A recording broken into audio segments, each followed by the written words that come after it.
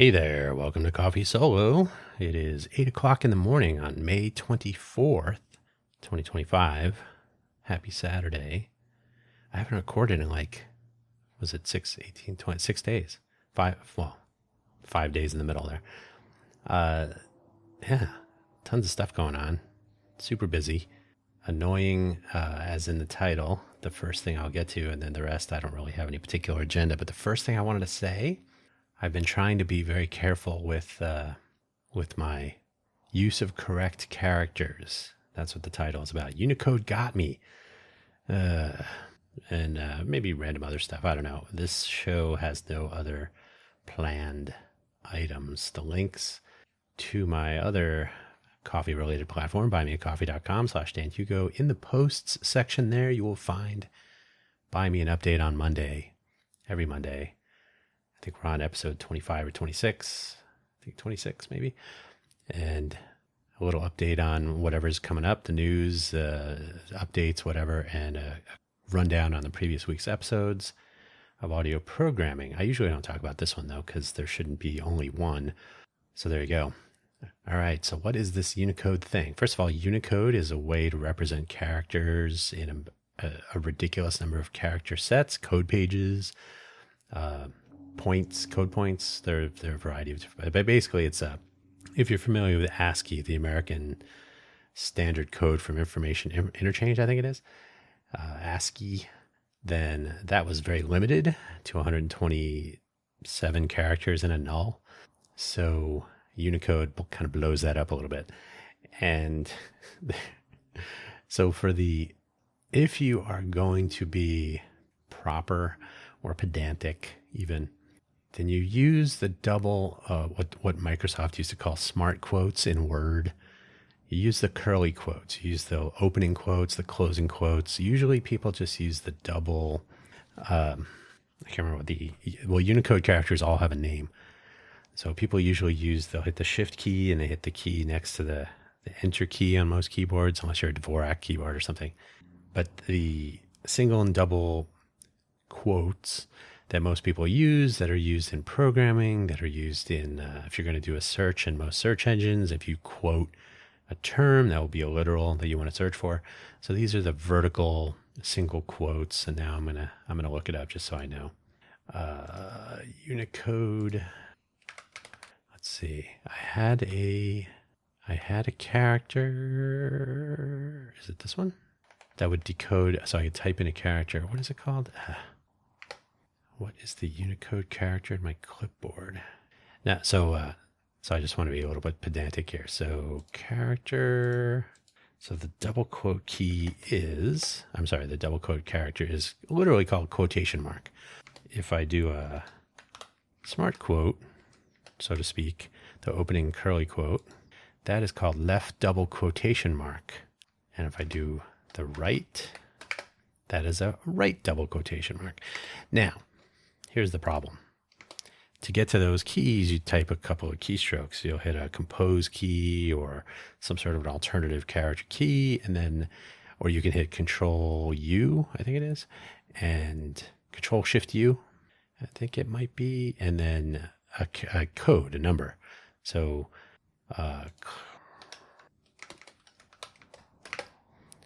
left double quotation mark 201C in hex, or 8220 in decimal. So you can,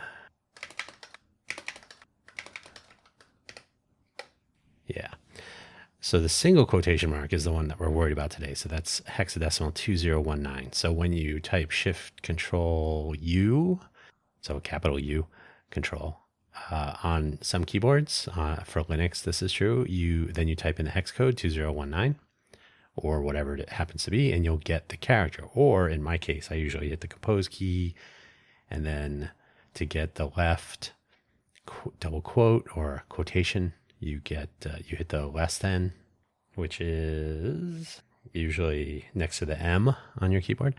And then to get the closing quote or the right double quotation mark, you hit the greater than sign, which is to the right of the less than sign.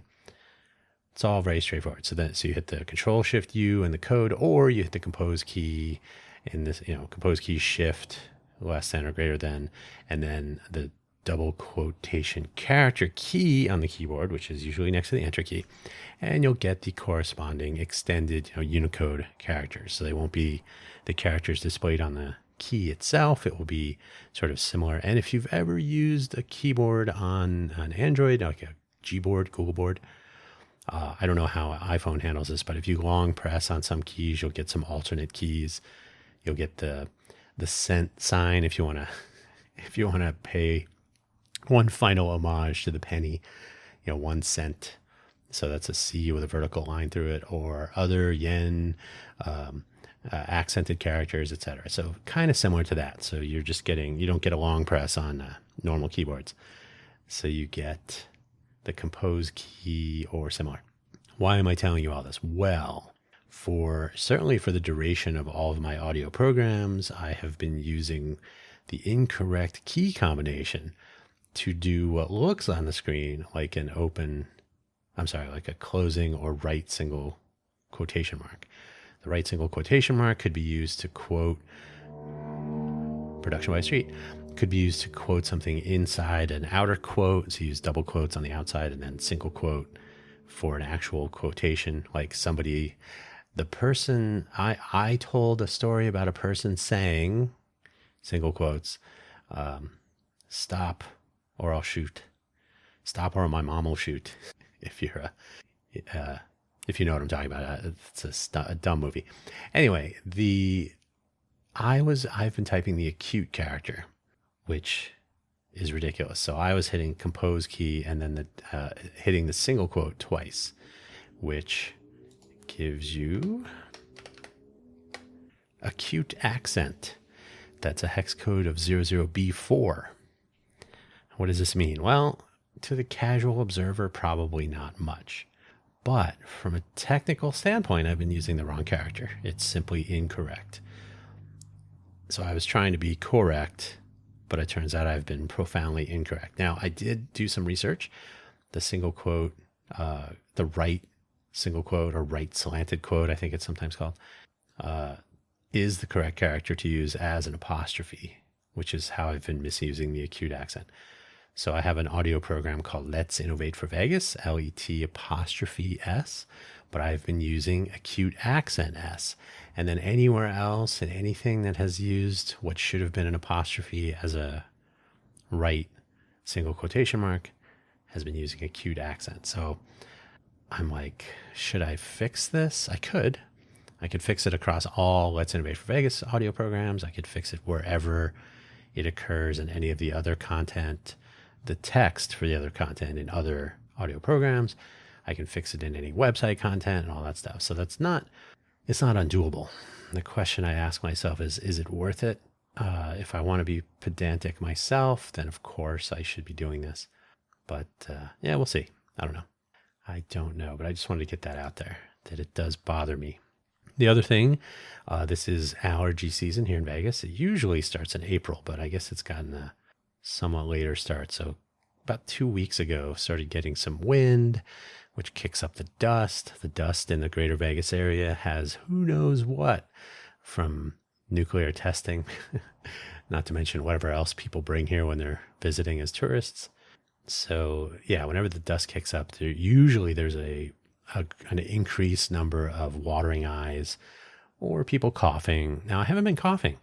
My first year here, I was coughing my brains out, and the not flu season, maybe that's starting too.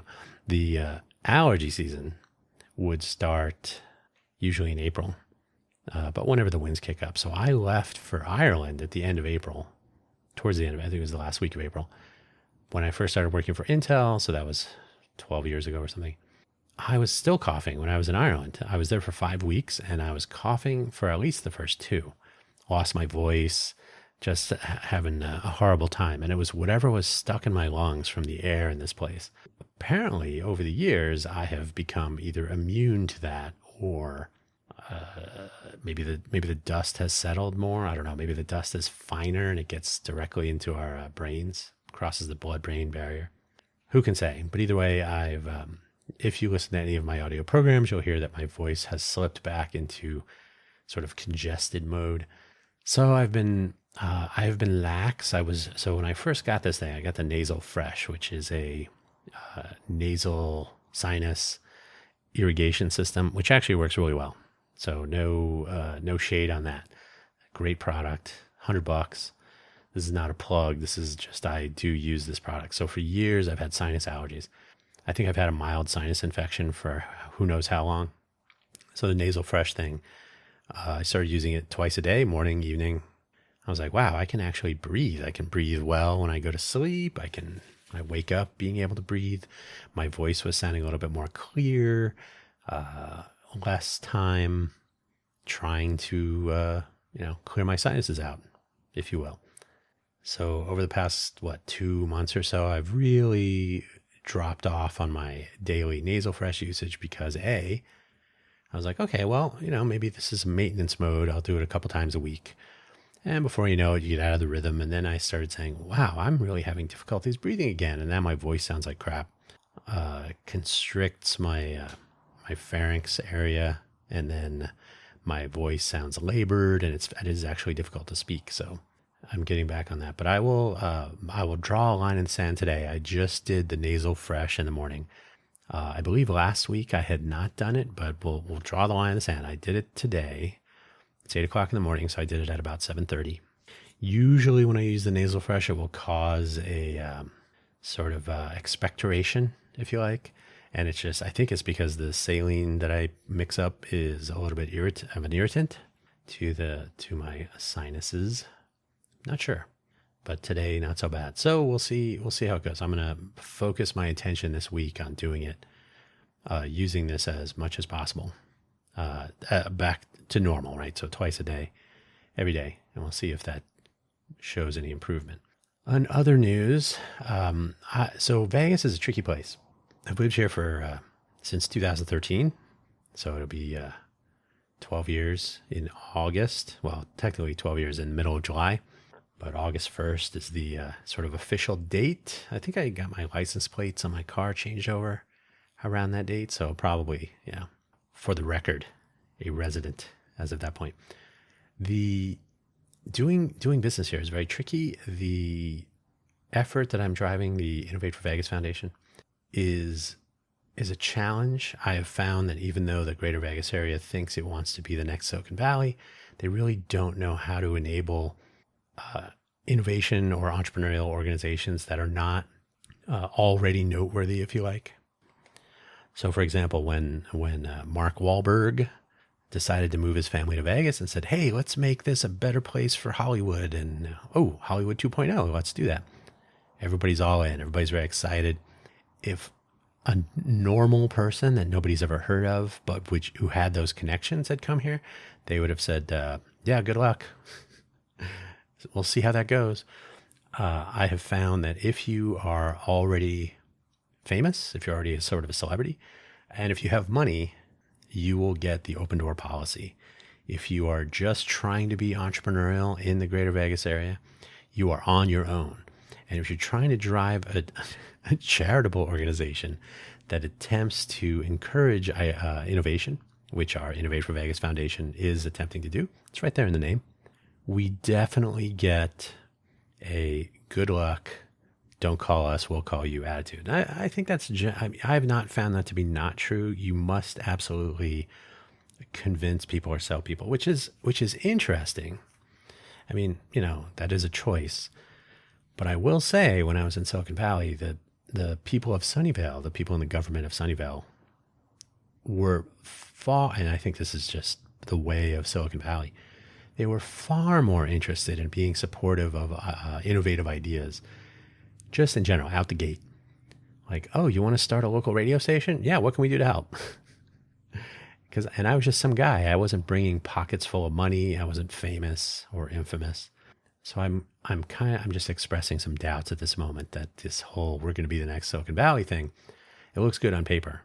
But I think embracing not only innovation and entrepreneurialism, but embracing the people who are pursuing these things, regardless of their fame and fortune, is a part of the game that you need to be willing to play. And I don't know that they have that here.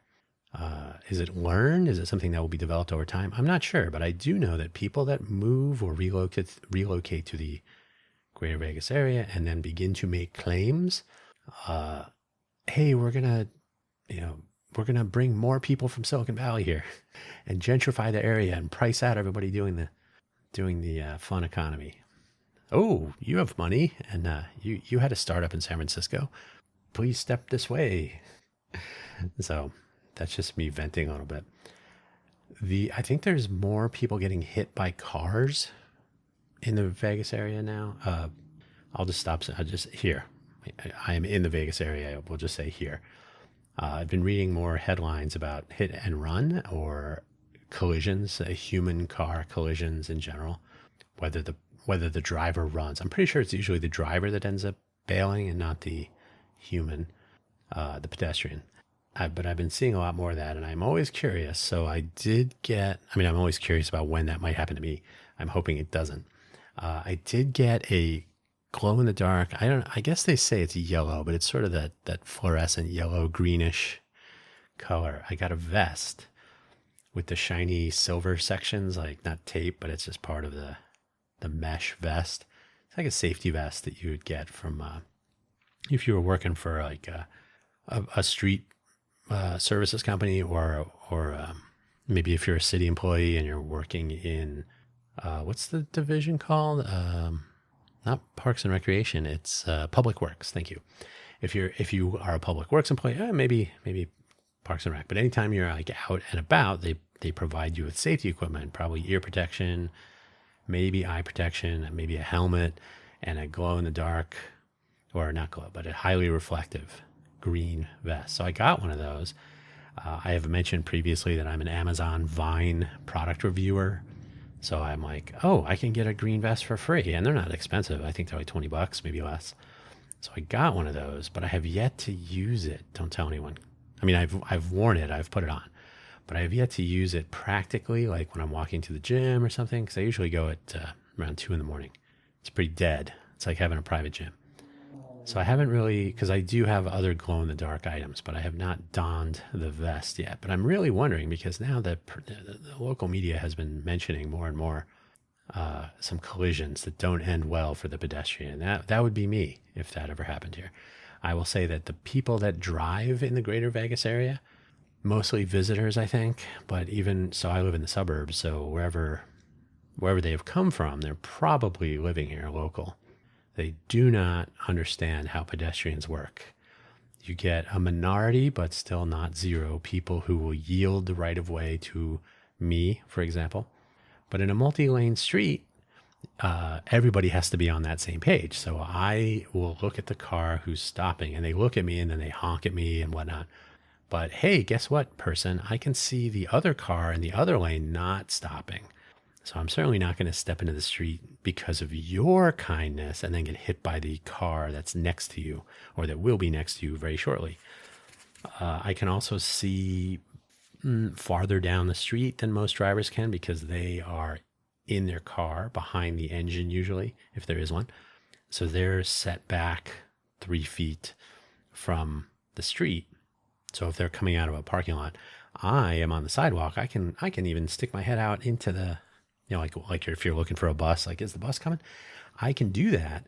I have 0 feet between me and the street. I can see all the way down the street. So I know when cars are coming. So sometimes they'll stop and they will honk at me again, because drivers are impatient. They got places to go. And I don't care about you damn pedestrians. Just get out of my way. So they'll honk at me, or they give me a look or whatever, or they'll just sit there and wait. And so I have to look at them and wait. Or I'll pull out my phone, or usually I'll just turn around and look the other direction, like, I'm not looking. I can't see you.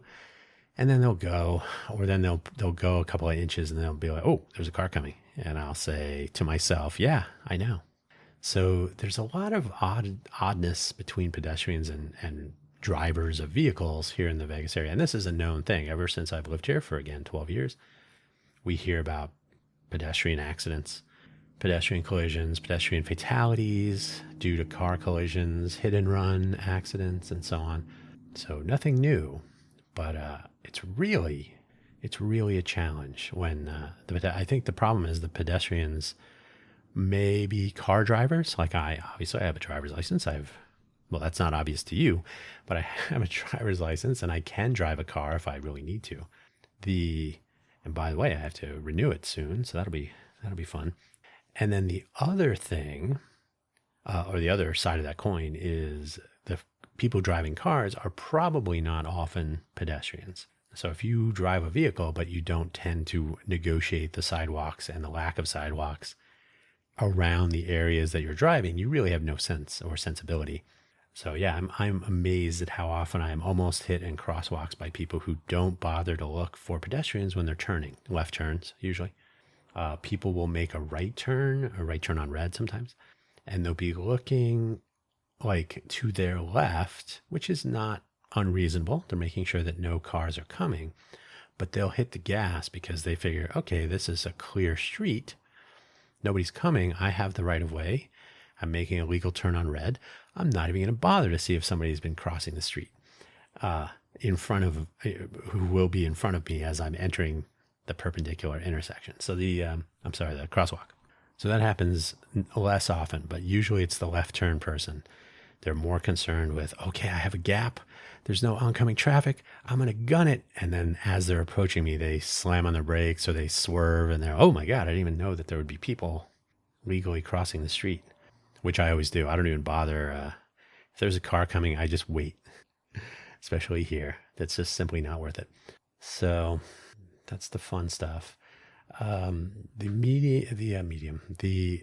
The joy of doing this stuff in Vegas that we're doing, a volunteer organization. When I say we, unfortunately, it's really just me. The notion that people would actually take some initiative here is very tricky.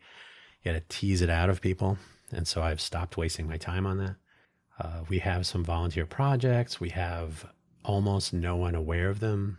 So anytime I ask about, hey, can my fellow board members help me with some outreach? Or no, so it's really inactive. So the problem I'm going to face is determining how to spend the time that I'm spending on it. Now, to me, civic volunteerism and being a part of the surroundings, where I live, I'm trying to work locally here.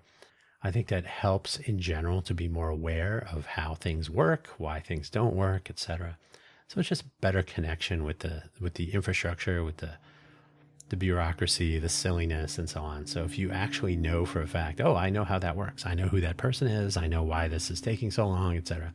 Or at least you know where to look. So I think there's always value in that awareness. And then the stuff we're working on will help to elevate that.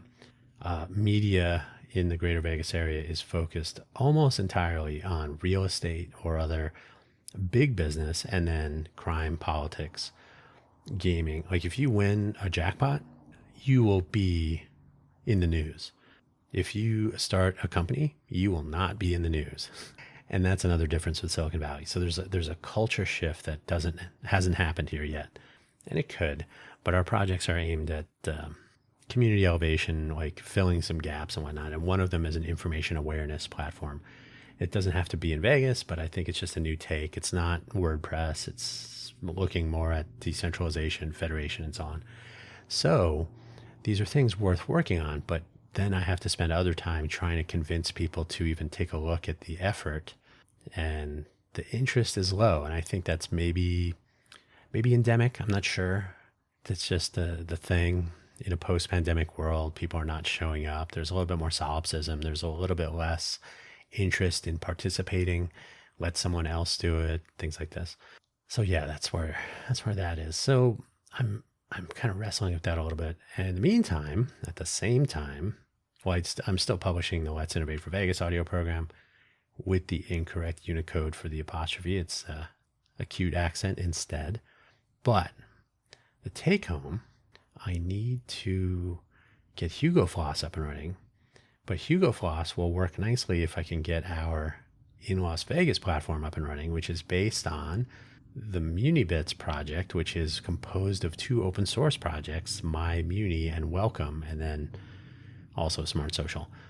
So all this stuff is all stacked up, and I have to contend with spending time here or there And ultimately what ends up happening is I spend no time.